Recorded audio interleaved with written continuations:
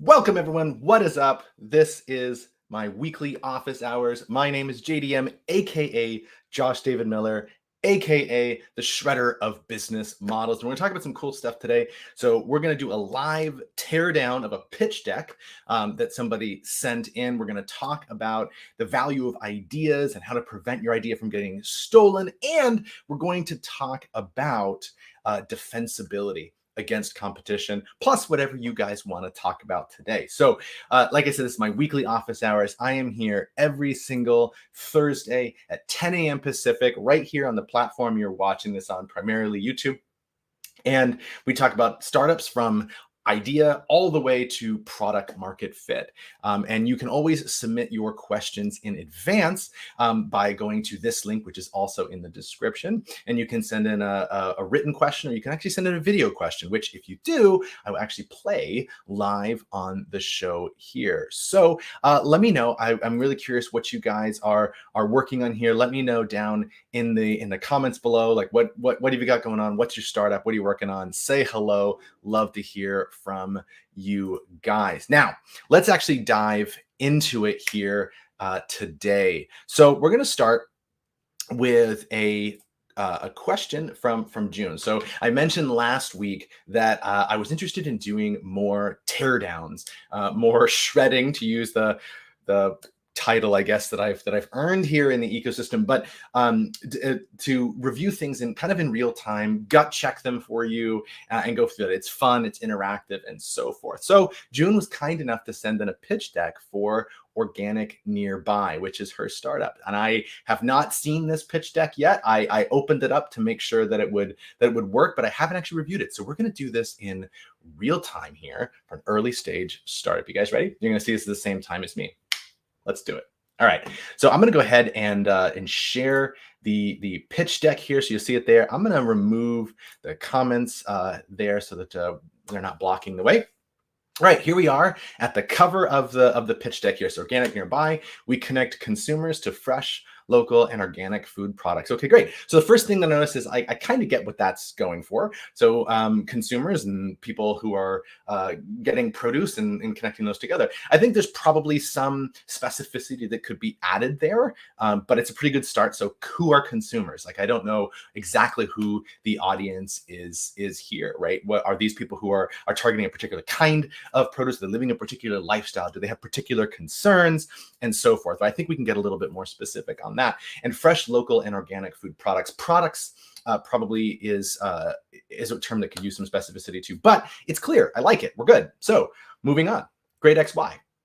All right, buy local, buy fresh, buy sustainable. So you got a little tagline there and a little cutout of a screenshot, it looks like, of the site. So it says, welcome to OrganicNearby, your fresh online resource for fresh local, your online resource for fresh, local, and organic food.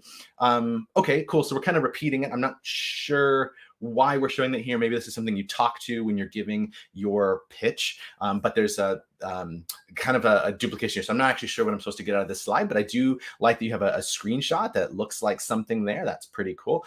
So you got you're showing that there's something real behind the scenes. So I like that. Let's move on. All right. So why OrganicNearby now? So COVID exposed your need for greater online access to all local farms, farmers markets, and grocers. There's not a single resource allowing people to easily search for fresh local food. Okay. So there's a couple things that I want to say about this. So the first thing that I want to say about this is that if you're sending the deck in advance to an investor or co-founder, anybody else, for them to look at without you present, then I think this is fine. If this is something that you're using to actually pitch live, then there's too much text on this slide. And we want to emphasize a little bit more pictures and kind of do what the takeaway is here. I think you could combine these 2 points, for example, into one sentence that's a bit more powerful. So that's the first thing I want to say about that. And by the way, it's totally common for startups to have multiple pitch decks. Usually, what we used to call leave behind, right, where you'd go into the room and you'd give them a printout of whatever you were projecting on the screen. So it's pretty common to have a one for reading and then one for presenting, and they look different because the one for reading needs to have a lot more context. So not sure what you're going for here, but that's my feedback on that. And the second thing that I wanted to say is that it's not really clear how we're tying COVID in to the rest of this. So we've been in COVID for a while now. And I'm not sure what that had to do with online access. Does this mean that it exposed the need to deliver, right? Because we can't go to the farmers market anymore. I mean, like here in Sacramento, all the farmers markets are still running. So I'm actually not clear what that means. Maybe it's something you talk to, but I'm actually not sure now in 2022, in June of 2022, what COVID has to do with this at the moment. The second part is a bit more clear. There's not a single source allowing people to easily search for fresh local food. You're right. I've seen a lot of people try to tackle this problem before, and haven't done well. So I hope that you do better than they do. But so cool. I like that. I like that sentence here. But the why here, this is probably a problem slide that needs a little bit more busted. It's not really hitting the pain. Like, what is this actually causing for farmers? What does it actually or whoever's producing the product, and what is the problem for consumers? Like, what can't we do, or what is the pain in trying to do what we're going to do, right? Okay, so that's with ease of access, we're supporting local farm markets and grocers by increasing customer traffic and sales. Okay, so this is a solution slide. We're putting in the power in the consumer's hands to improve nutrition, local economies, and food securities. So the first bullet I sort of get, ease of access to local farms by ensuring increased customer traffic and sales, but actually, again, don't know what that means. Does this mean that we're giving them exposure online and a new way to discover them? Or are we increasing traffic to where they're already going? In other words, to farmers markets or to their actual farms? It's actually not at all clear to me. So I think that needs, like, what are we actually doing for the farmers there on a more specific level? And the second point, I actually don't really know what that means at all. What does it mean to put the power in consumers' hands, right, for nutrition or local economies or food security? I'm really not clear about that. So I think as for a solution slide, I think we need to level it up. We need to increase the stakes here. How big is the problem that we're actually experiencing here as these people? You see June receiving feedback here in real time, so this is great. I mean, if you want to add any clarifications, feel free in the comments, June, to just kind of throw down there whatever responses you have for this, and I'll try to be a little bit more specific. Let's move on. Okay, so this is how we do it. Oh, I love it. Okay, so now we're getting into secret sauce. So we did problem and solution and secret sauce. This is good. I see the flow. You got a good startup flow here. So this is how we do it. Simple online product search, geolocated. Okay. Yeah, I get that. I get what that means. A consumer can search product listings with location, description, price, and growing practices. It says product listings with location, description, price. Oh, and growing practices. Got it. The practices of growing the produce. I got that. It took me a minute to get that. That might just be me. Not sure. But simple online product search, geolocated. It's clear what that means since we're talking about the context of food. And then tells me what I can do for that. I think we can punch this up a little bit, but I get it, right? I can go on to OrganicNearby. I can do a search. It's near me, and I can filter probably by some of these various factors that may or may not be important to me. I think aesthetically, this slide can use a little bit of work.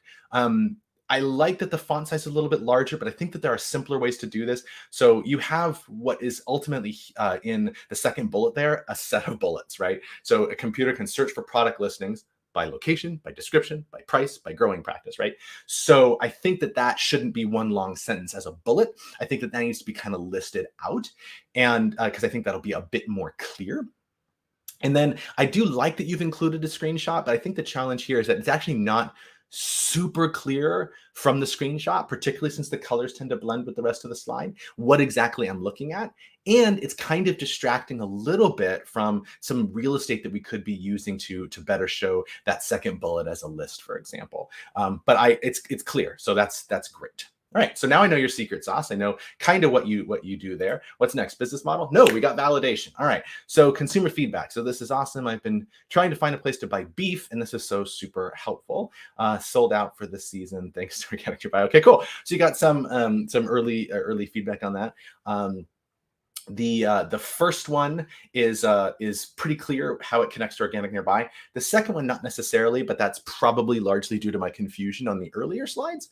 But otherwise, cool. Got some testimonials here, which is good. All right. So now we are the kayak of fresh local food. All right. So I think sort of get what that means, but I'm not sure kayak is the best metaphor. So when I think of kayak, and I could be wrong about this because I don't use kayak super regularly for travel, but I think of kayak as indexing other sites that index. So like you go to kayak and kayak pulls information from a bunch of other websites and then brings them here. And I don't think that's exactly what you're doing, unless I either have Kayak wrong or OrganicNearby wrong. But I think the products are directly listed on the site, as opposed to Kayak being like an indexer of other sites. Could be wrong about either one of those things, but when I read that, that was where my brain went. But I do like that you're trying to do an XY here. We are the blank for blank. I think those work really well. I actually think that the best place for that kind of XY is on your very first slide. So I'm going to go back to, we're on slide 7. I'm going to go back to slide 1. So we connect consumers to fresh, local, and organic products. I think something that's clearer than this, something that's as clear as this, but maybe like with some of the feedback I gave before, is probably a better XY than saying we're the Kayak for whatever. But I like that. I like that too. If you can come up with something that's a little punchier than Kayak, or something that's a little bit more apropos. All right. So MVP bootstrapped for $877.28. Okay. I actually don't know what to do with that, because my first thought is this a typo? And if it's not a typo, then I almost don't care, because it's a pretty small number. I would just say that, you bootstrapped an MVP. Don't think the dollar figure amounts, because when you put a dollar figure that's that small, it's just not very impressive. So I would probably just leave that out, because it's just a source of confusion. I don't know what social media means in this context. You've collaborated with some groups, but I don't really know who those are, so I don't know what that means. And you have an iOS and Android app, and I don't know, is that referring to the MVP, or is the MVP the website and you have iOS and Android apps in addition to that? Or, I'm a little confused about what these bullets actually mean in this context. So I think some clarity here. And then we have your competition. So I think competition needs to be on its own slide, because it's going to be pretty important. So I would put that in its own space, on its own slide. And I would probably do like a traditional, one of these things where you have two axes of comparison, and on both axes, maybe some competition have one of those features, maybe others have another of the features, but nobody else has both, kind of thing. And then by doing that, right, you can put yourself alone in the upper, well, I could be over here for you. So be over in the upper right-hand quadrant. You'll be kind of up there by yourself, and you'll see people in the other 3 quadrants. That's the best way to do comparisons oftentimes in a startup pitch deck, because it's super clear and it's graphical, and you can put logos on there. But so your competition here is kind of vague. So you have farmers markets, grocery stores, and market hubs. So grocery stores and farmers markets are very clear. Like I get exactly what those are, and I get exactly why you're different. Some part that might be more interesting is how is related to I don't know how the delivery aspect of this works, because that wasn't included in here. So that's one of the questions I have, is how do I actually get my hands on the produce? So I don't know if that's a factor of differentiation or not. And so then I'm going to start thinking about, okay, so we have food delivery, and we have some grocery stores who claim to get some more local produce, and they kind of put that in front of you. And then they also allow you to do mobile ordering, and right. So I'm going to start thinking about all of those things. So I think something more clear in competition, like how exactly are you comparing those two, would be super interesting. And I think the first thing here, that we are the Kayak of fresh local food with the bullets, I think that is probably trying to say what our current status is. And I just think that should be its own slide, and competition should be its own slide, because they don't really relate together. Okay, next. Go to market. Yes, I want to see this. All right, go to market. So my first thing is I am overwhelmed. 11 bullet points in series. I'm overwhelmed by that, but I do like that I'm seeing go to market. And so I'm just going to kind of go through it real quick here. So collaboration with existing organic food organizations. So we have daily scraping of market hubs and vendors' products. Okay, so actually this goes back to my confusion from a few slides before. Maybe you are actually closer to the Kayak of this if you're actually doing that scraping for products. Okay, interesting. If that's so, then I think you probably need to include something about that scraping before you get to that Kayak part of it, so that part is really clear. And again, that could just be a JDM confusion. Like I'm going to fully acknowledge that, but I'm just telling you what I read, or what I read into this the first time that I went through it. Okay, cool. So customer notification of favorite products and sales. I don't know how that connects to go to market. That just seems like an engagement tactic. Farmers market link to vendors. Farmers market link to vendors. I don't know what that means. I mean, like at the farmers market, you're connecting with the vendors, or the vendors are giving links at the farmers market so people can go online. It's not really clear. So kind of curious about that. Then we have an online payment marketplace. Don't know how that connects to go to market. Shopping cart, same thing. Interactive map of farms and farmers markets. Again, this sounds like product features as opposed to go to market. Deal of the day, product specials, same idea. So these sound like features mostly. Web page URLs for farms. Um, I'm not sure what that means. Advertising dollars, sales, events, marketing, delivery, and shipping. Okay, so a lot of this sounds, so some of this, like 10 is definitely speaking more to go to market, as was number 1 and number 2, right? So that there are some go to market related things here, but a lot of this seems to do with features. It's not clear how this is go to market. So when you do a go to market slide, you want 2 things. One is you want to convey really quickly how you're getting from where you are to where you are wanting to be, like to your big potential here, which means you have to actually convey what that big potential is. This is often like TAM, SAM, SOM. Like, what is the size of the market, of the attainable market that we can go get? And here's how we're going to go from 0 or wherever you are right now to that bigger thing. So you want to convey that message. And so in order to do that, if you think about it as something like we have, our first customer, then we have our first 10 customers, then we have our first 100 customers, then our first 1,000 customers. You want to think about go to market as the path through that. So we're going to get our first cut. You don't need to put this in your deck exactly like this, but this is the story, is like our first customer is coming from blank. Our first 10 customers are coming because we're collaborating with this local organization, but we know that's not going to get us our next 100. So next 100 is going to come from these partnerships with farmers markets or whatever, right? So you want to think about it in that way. And then that's the story that you want to tell. And depending on what that story looks like is what you'd want to put here, but it's how you're getting that sequence of growing customers to move toward that obtainable market that you can get. So you actually have to show that obtainable market here. And the second thing that you want to include on here, and I'm making the assumption here that you're pitching for investment, but the other thing that you want to include on here as well is what how this connects to the business model itself. Because actually, and maybe it's coming up, but I haven't actually seen a business model yet. So I'm trying to put this in that context, and I'm not there yet. Okay.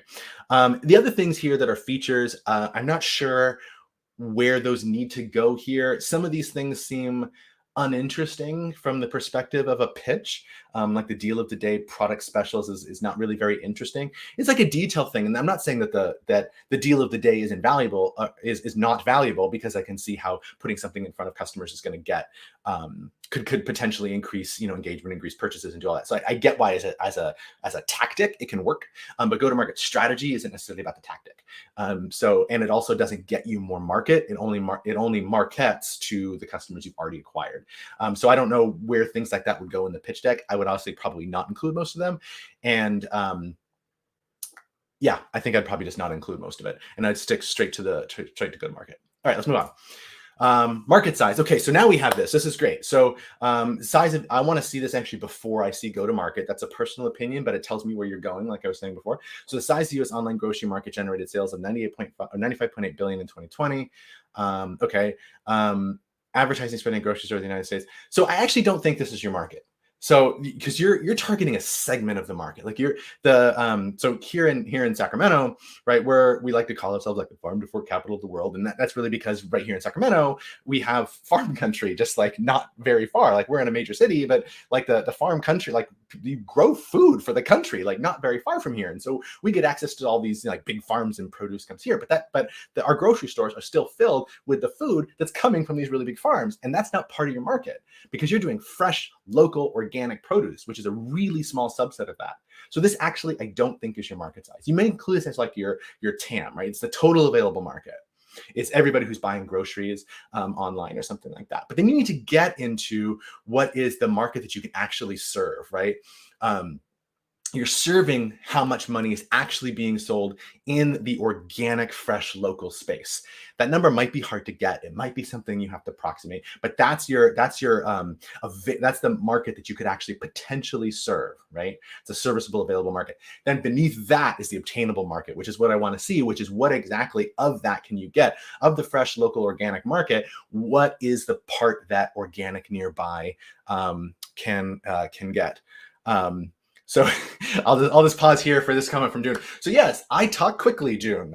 You know that about me because we know each other a little bit. But yes, sorry about that. I'll try to slow down a little bit for the last few slides. Okay, and so then we have monetization. So this speaks to the business model. I think that should be on a separate slide than the market size because they're two completely different points and there's a lot of text here. So monetization, affiliate marketing and strategic partnerships with existing market hubs, usage fee, charge for features, subscription to consumers to sign up for deals, licensing the platform to in other countries, and advertising to small farms and consumers. Okay, so I'm seeing two things here that I want to call out. So you have different revenue streams that are listed here. So we have usage fees and subscriptions and licensing and advertising. I want to know where the bulk of your revenue, at least according to your hypothesis, is gonna be in the very near future. Like, where's the money actually going to come from right now? Because if you're getting like, there are 5 things listed here, and if you're getting 20% of your overall revenue from each of these 5 things, it's actually an extremely risky business, because if any one of these fails, you're dramatically decreasing the available market cap that you can actually get, right? Because 20% is tied to each one of these 5 things.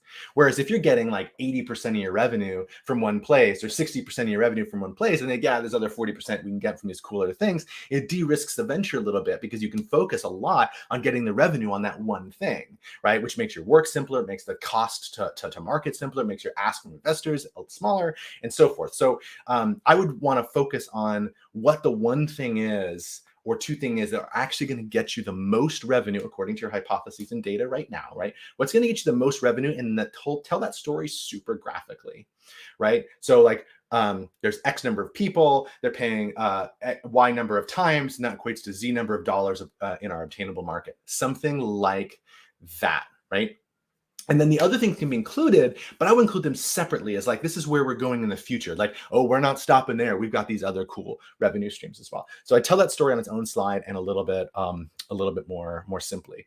Okay, so some clarification. Service available market will include grocers. They're fresh products that will make search year round. It's an ecosystem integrated with local food system. So that's not super clear to me exactly how that connects back, because you're talking about, entirely through this deck, you're talking about consumers to producers. And now you're introducing another part of the ecosystem in here, and it's not sure how that connects together. So I'm just going to leave that question there for now. And then you can feel free to send me a message about that. But okay, moving on. Okay, so now we have a team slide. So this is great.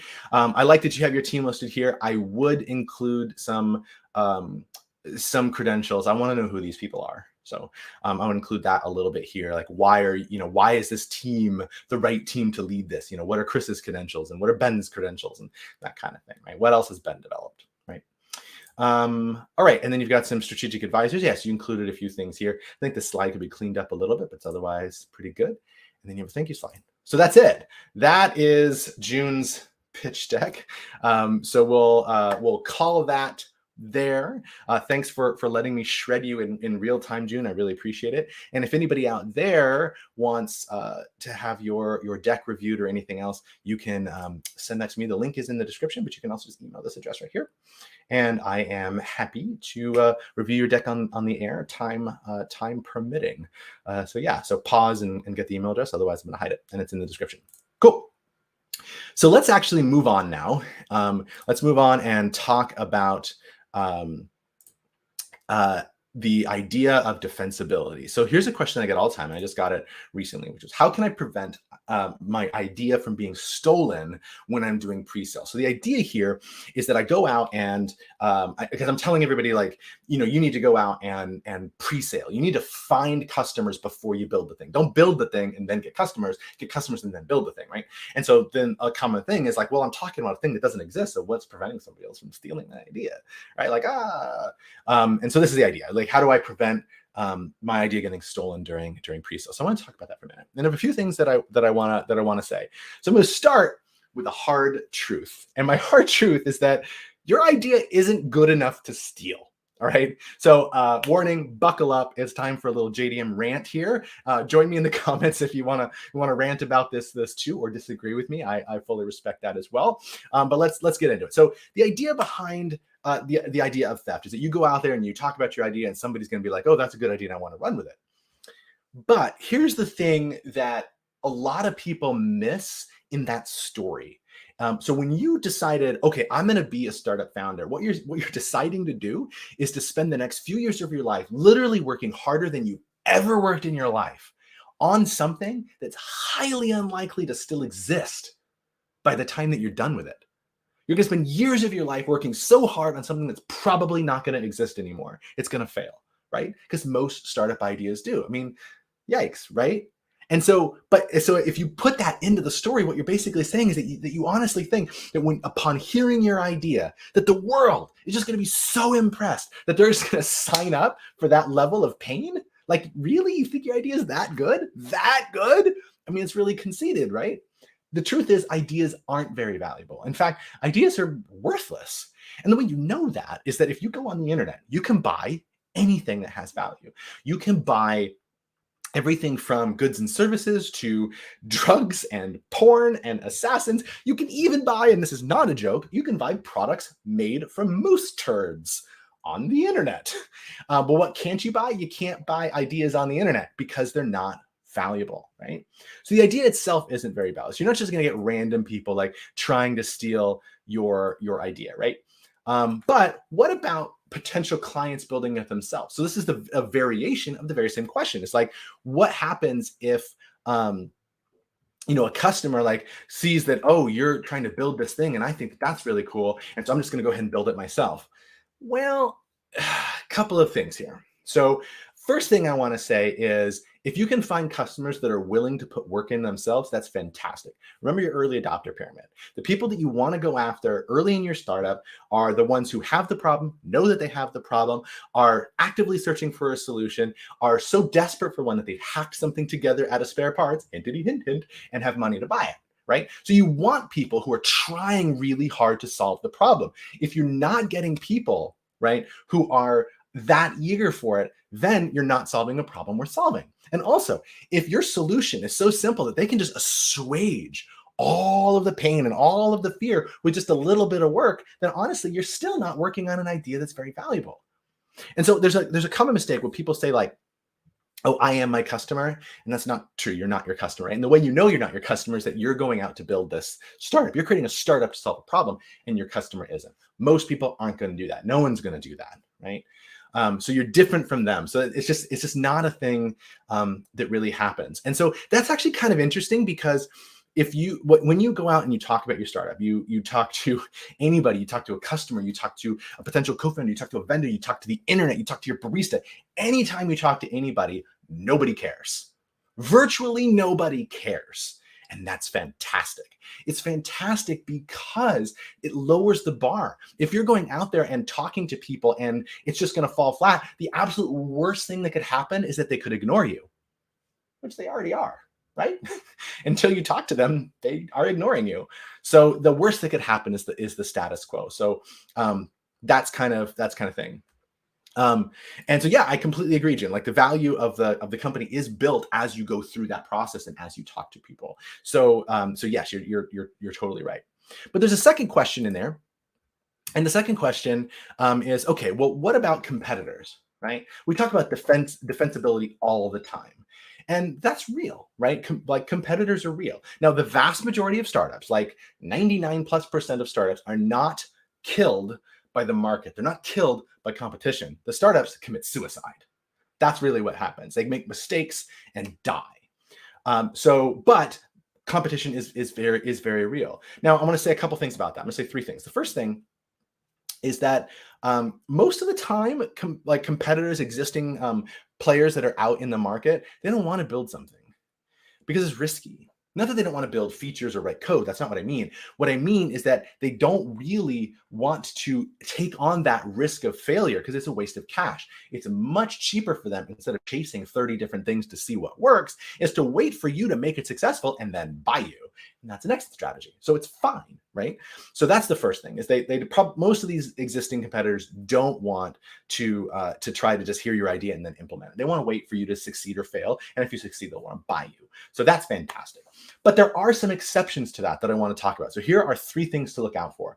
The first thing is that if you have a competitor that has the audience that you're targeting, and they're serving that exact same audience in a maybe slightly different way, like they're giving them a related but not the same value proposition, then it does de-risk it for them. And you got to be cautious of that, because they now don't have to pay to get the audience, which is the harder thing. So they can actually run tests and do things to validate the idea. Again, most don't, but you do want to pay attention to, why won't this other competitor just take the audience that they already have and serve them in your way for more money? So that's a real thing.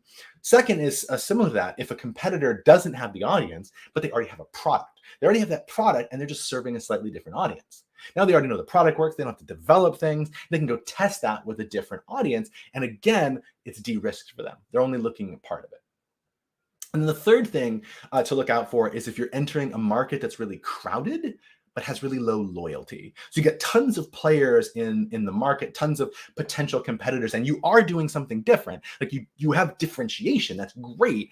But the people who are buying things from your competitors have low loyalty. They switch, right? Switching cost is super low. So they just hound. Well, that's kind of a dangerous market to enter. So you got to figure out some ways around that. So that leads to the question of how do you defend your startup? Okay, so here's a few little strategies, few little tactics that you can use to try to do that. Okay, so one is network effects. This is the obvious one. Like if your platform gets more valuable, the more people that are on it, it's harder to switch. So this is like a social network. It's like LinkedIn is more valuable the more people who are on LinkedIn. Right. So as you do that and get those network effects and you get to scale through the platform itself, and then the more people who are on it are creating additional value, it creates really high switching costs for people. Because if I want to switch from LinkedIn to something else, I have to like accept the big hit in value because that other platform just doesn't have all the people on it, right?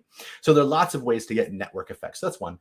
Another one is economies of scale is usually what we call it. So if you get really big in your niche, then everything gets cheaper. Everything is easier for you when you're big, with the exception of innovation. Innovation's harder when you're big, but everything else is actually fairly straightforward when you get larger. So that's another way that you can get defense. Related to that is not necessarily your size of company, but the strength of your brand. So if you can create a brand that really like resonates with customers' identity, then they're less likely to switch because that identity connection that you have between your company and the consumer creates loyalty. Right. So that's another way that you can defend once you get in there if you have a brand that really, really resonates. Another way is with integrations. So can you embed yourself somehow into the business that you're serving or into the customer's life somehow that makes it difficult to extricate you, right? Can you like get your fingers like all up in their business so it's difficult for them to remove you? That's another way through integration. This is really common in big tech that serves like B2E. Another thing, and I wrote about this in last week's newsletter, which if you're not subscribed to, you can hit jdm.bio and subscribe to my newsletter. It's a tip or trick every week to help you launch your product sooner and scale it faster. And last week I talked about customer experience and service quality and how you can go through a process of defining experiences that turn your customers into your biggest fans. And so you can differentiate yourself by doing things that it's very difficult for an established player to improve. So if you have an established, embedded, entrenched competitor and their service is terrible, it's very difficult for them to fix that. Right. And so you can get some not only differentiation in the marketplace, but you can also get some defensibility through quality of service. And the last one I'll mention is stickiness, right? Is what can you do to increase engagement in the platform? If you keep giving them a reason to come back, they're less likely to switch. And we call that stickiness, right? Because they stick into the platform. So that's kind of it there. So you do have to worry about defensibility, particularly in those few cases where competitors can easily and in a de-risked kind of way, in a less risky way, kind of snatch up what you're doing, either because they have the product or they have the customer already, or you're in a crowded market and there's low loyalty. And then you might need to like really think about how am I going to defend this thing when I put it out to market? That's very, very real. So that's a really good question. And that's it. So that's kind of all I got. I ran a bit long today. I went way longer than I normally do, almost double my average here. So I hope it was valuable, and thank you for bearing with me. If you want to ask a question for next week, again, you can ask it in advance by hitting this link down here. It's also in the description. And if you do want to have your pitch deck reviewed, or if you want your business model reviewed, I am the shredder of business models apparently, or if you just want a gut check on something that you're working on, you can feel free to send that to me too. I'd like to do more teardowns, so you can send those to me at this email address, and I will review them online in real time, just like I did with June's pitch deck here. So thank you so much for joining me. I'm going to call it there, and I will see you next week every Thursday at 10 a.m. Pacific. So peace and